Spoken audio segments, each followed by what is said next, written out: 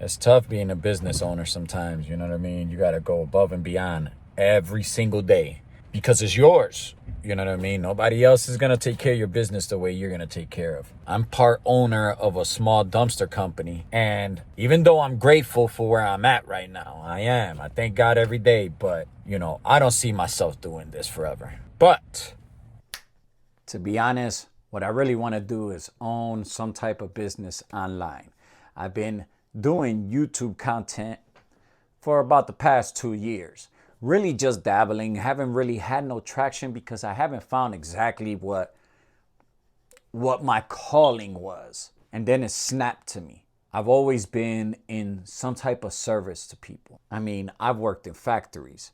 I worked as roofing.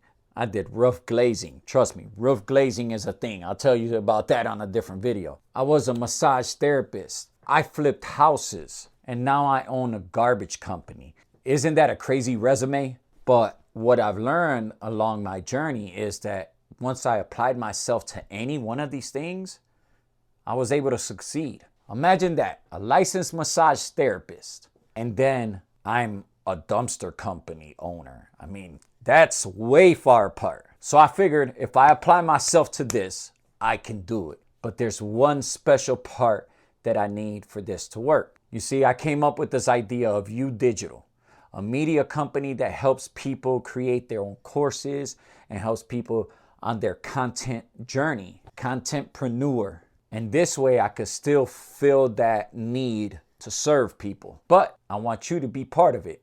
Document the whole journey. So your comments in the comment sections are going to be key. So I'm asking you, friend, join me on this journey and be a mentor, a friend, an advisor, a consultant, a content strategist, and help me grow Digital and keep me working hard to get this media company going.